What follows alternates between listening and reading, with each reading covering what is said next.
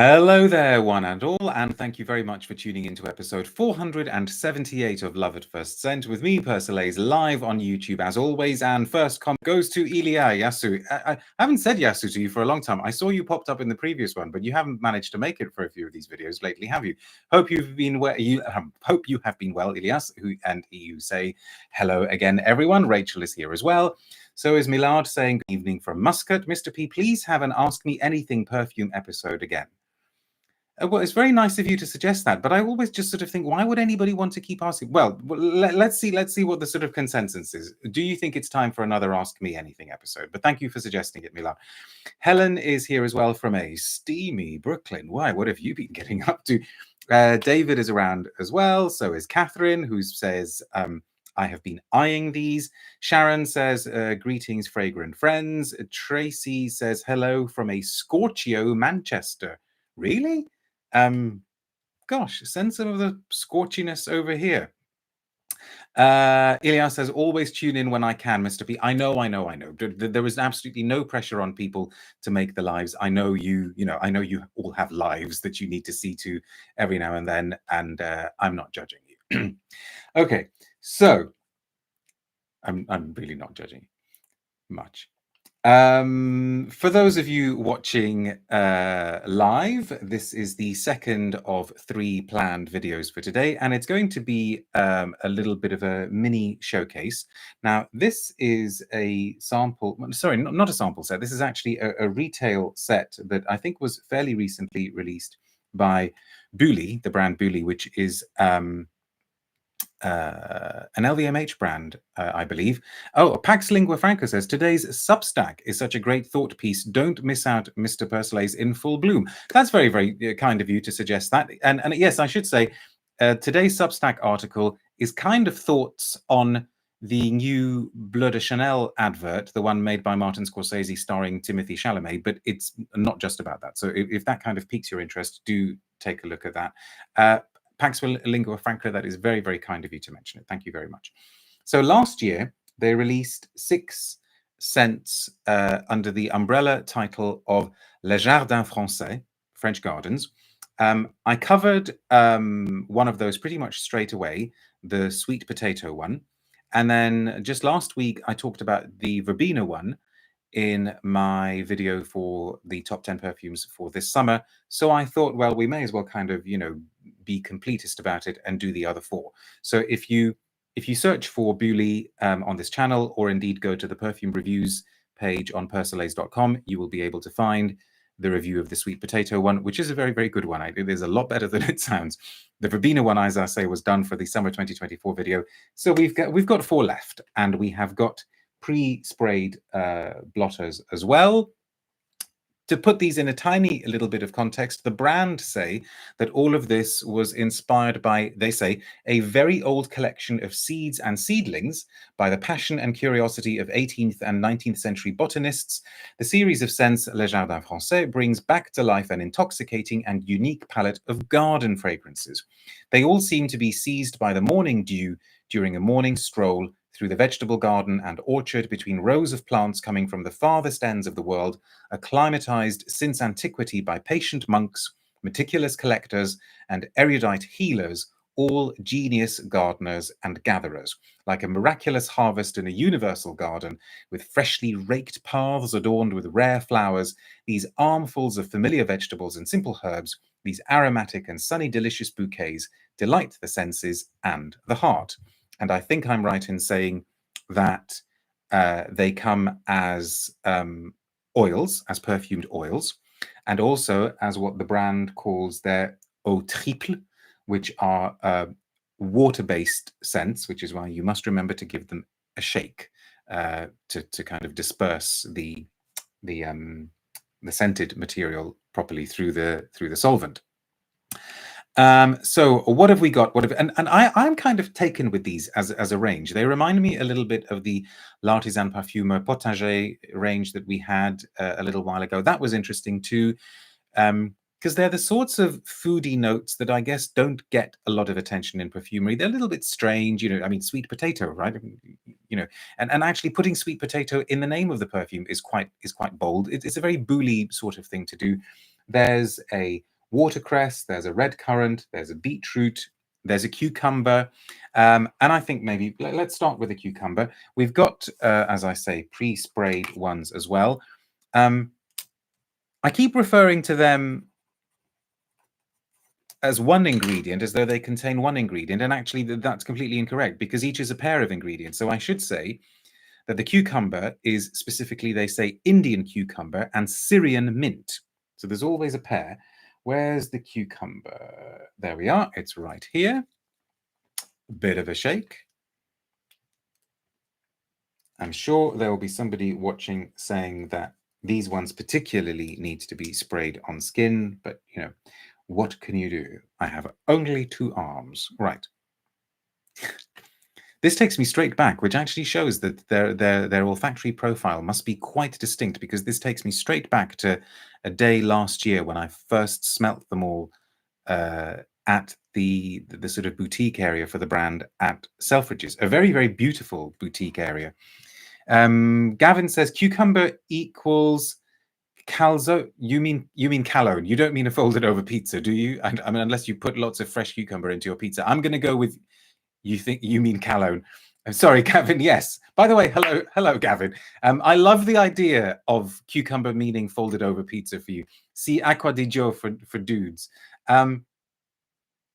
It's not very calone though. You know, it's really not. I think if anything, it tends more towards the greenness, but there is something about that, because it doesn't seem to me as though it's just cucumber. It's actually cucumber with salt sprinkled on top, which if you have never had, it's a very, very, very common way of having cucumber in the Middle East, in Iran. You know, you peel the cucumber, you slice it in half lengthways, and you sprinkle some salt on top. It's a fantastic combination. It's the kind of combination that's made use of as well in things like cucumber raita or Monster Khiar, if you're you know, thinking of the Iranian version of it. And that saline quality has been captured here. I don't get a huge amount of mint, but I guess maybe that's the thing that is preventing this from smelling like toothpaste. It doesn't do that kind of toothpastey thing at all. It's really, really vibrant, bright, refreshing, totally convincing. I mean, I'm really, really just kind of feeling like I need to go and have some cucumber with salt sprinkled on it now. What do they say about it? They say, come on. Well, I've just read you that bit. Oh, aren't they actually going to tell us anything about this particular one? Because you go to the description bit, and it's the bit that I've just read to you. So perhaps that is all. Do we not get anything particularly about this one? That's a bit disappointing. Let me just look again. How bizarre. Okay, well, I guess all we're going to be told is that it makes use of herbal and iodized essences for a refreshing, minty accord. Is that the case with all of them? And am I not going to be able to tell you anything else about them at all? Let's go to description. No, okay, never mind. That means there's less to read. That means we're going to get through these a lot faster. Gavin says, there's a new Brazilian-based range in Liberty.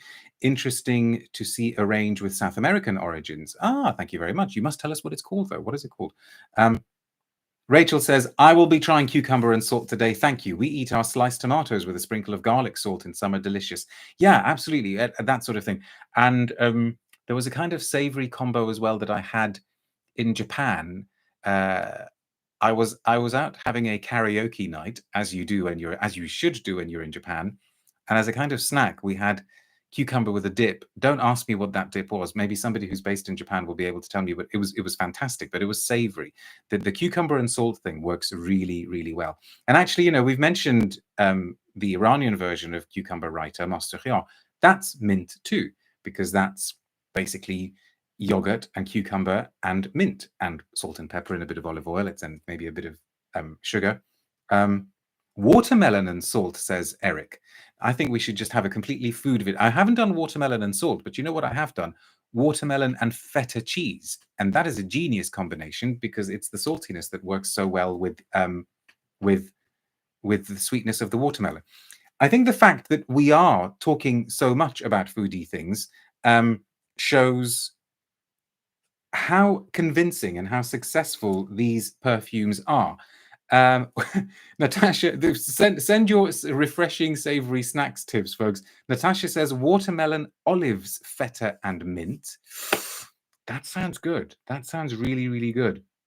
Ilias says, we do it all the time here, feta with everything. Well, I'd imagine so.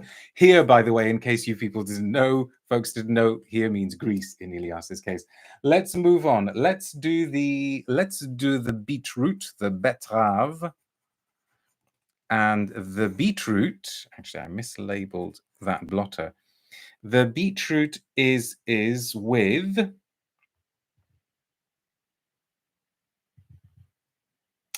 rhubarbe. So it's meant to be Iraqi beetroot and Egyptian rhubarbe, an earthy and surprising scent with subtle tangy notes. I think the beetroot note in Comme des Garçons Rouge takes some beating. I love that perfume. There's a beetroot, I think, also in L'Artisan's Potager series.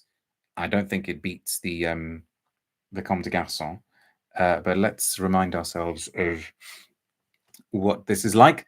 Beetroot and rhubarbe, says Rachel. I'm in. Okay, I will report back in a moment. Tracy says, I had an unfortunate beetroot experience with the Comme des Garçons. Oh, do tell. I mean, like, what happened? As in, you just didn't like it, or were you mistaken for a beetroot and chucked in some borscht? Okay. See, this is an interesting one as well. Beet and rhubarbe, says Lynn. Sounds like a great combo. It is interesting. Johnny Toblerone says Kyoto by Diptyque was a great beetroot. I never got a chance to smell that one properly.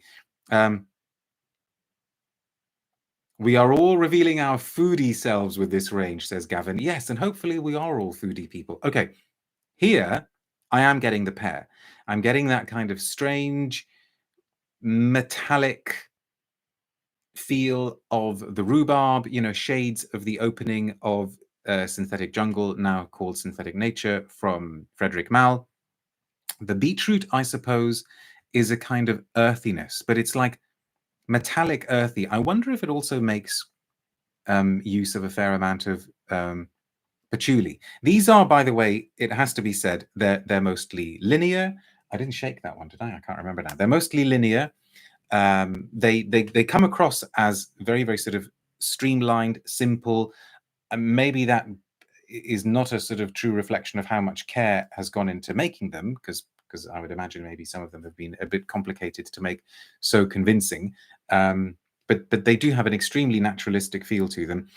Ula says, just sampled the L'Artisan one at Liberty and it's gorgeous. It's giving barscht 100%. Very, very good. And Eric says, we need to get a burner in that spare room and have a cooking lesson with Mr. P. I know. I mean, I'm very much a humble student when it comes to cooking. Right, let's do the third one. Let's go red currant, because that's an interesting one as well. So it's Scandinavian red currant and Peruvian tomato. There had to be a tomato in there, didn't there? So that's this one. Must remember to give it a shake this time. Where is that? Here we go. Gavin says, I think from the names, one would expect these to be rather narrow in bandwidth. That's a very, very good way of putting it. And yes, they are, but at least, you know, they do what they say on the tin. And I think as an expression, if we want to kind of see where they might be going artistically, as an expression of glorying in naturalness and just reveling in the delights of a herb garden, they're wonderful.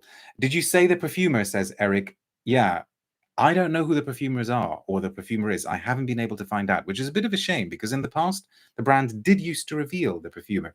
Okay, so this is red currant and Peruvian tomato.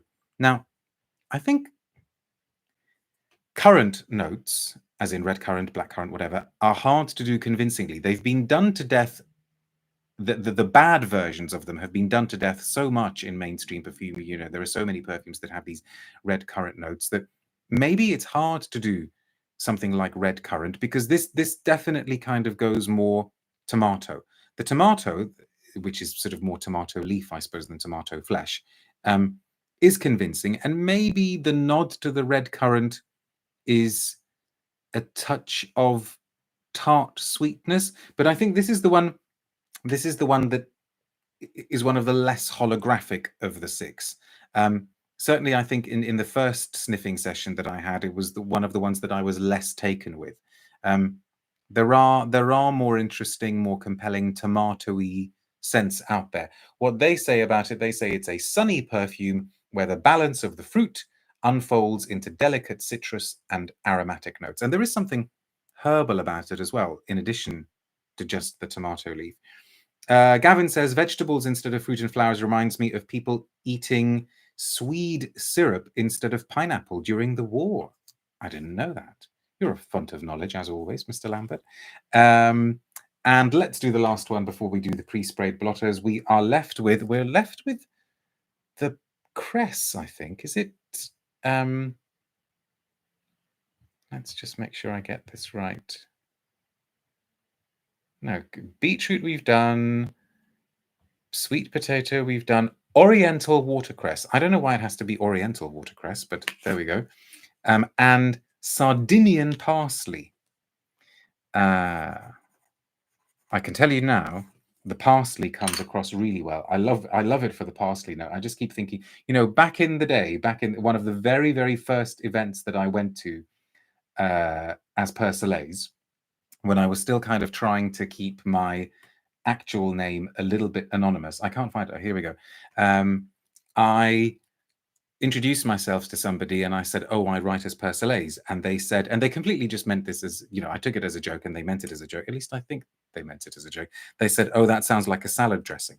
And I guess Persolaise kind of does sound like a salad dressing if you think about it. 1,000 Persolaise dressing. So I will do the whole salad dressing thing with aplomb when I smell like Sardinian parsley. It really, really is parsley. I mean, I'm sure you can't get, well, I say I'm sure, I'm 99% sure that you can't get a natural extract from parsley. Maybe I'm wrong. And the watercress, Lynn says, is it tangy, peppery?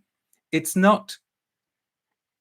It's not as peppery as you think it might be. You know, you don't suddenly feel that you've sprinkled yourself with rocket, but it's got that kind of that chlorophyll greenness that you want from cress. It's very, very, very nicely done. And the parsley gives it a bit of bite, gives it a bit of greenness, gives it a bit of sharpness.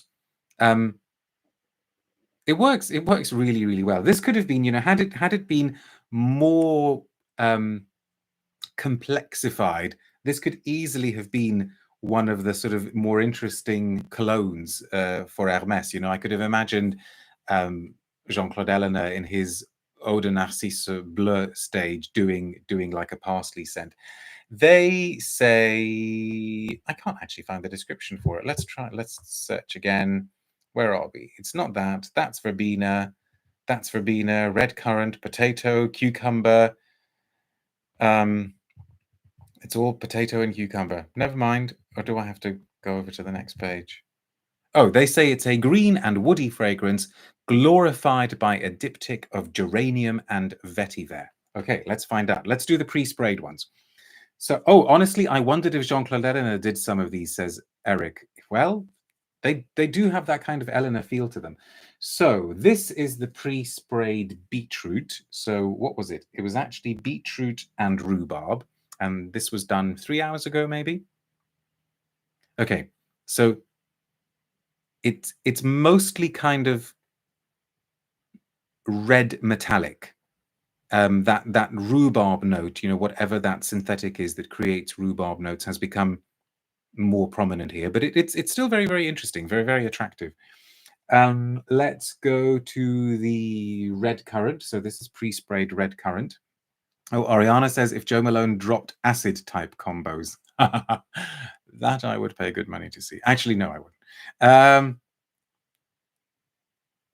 Which one was this? The red currant. Yeah, that's probably the least interesting one.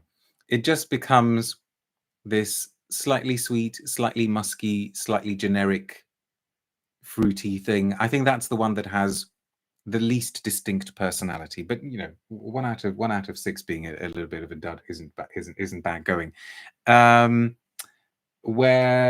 This is the pre-sprayed. Can't read my own writing. Pre-sprayed cucumber, and it was cucumber and mint, right? And that's still okay. Very, very gentle now. But that kind of aqueous, watery, saline feel is still kind of lingering there. Whenever I've worn the sweet potato, I definitely try to put a little bit on fabric, because they, you know, they're not the most heavy hitting things on skin. And then finally, the cress, which is the very last one, the cress and parsley, right?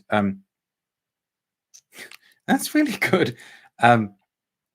It's weird in a really, really nice way. And I think ultimately that's what I liked about these, that they didn't mind being a little bit strange, a little bit out there, a little bit kooky, a little bit quirky. We don't have enough of that in perfumery. Oh, Oris says it's sweet potato and what? Good question. Carrot, sweet potato and carrot. And the verbena, I can't even remember now, but you can find out. No, it's verbena and basil. And this is a set that you can purchase, I believe. You can get all 6 of the Eau Triple, and you have got, what's the capacity of each one? It feels like it should be a sort of 10 mil. Is it 10 mils? I will tell you in a moment, although I can't see it anywhere on this. Yes, it's 10 mils, so 60 mils of scent. Okay, thank you very much for watching. We will be back in a couple of minutes with some more new stuff. Until then, well, go and make yourselves a cup of coffee or something. I will see you in a bit. Bye now.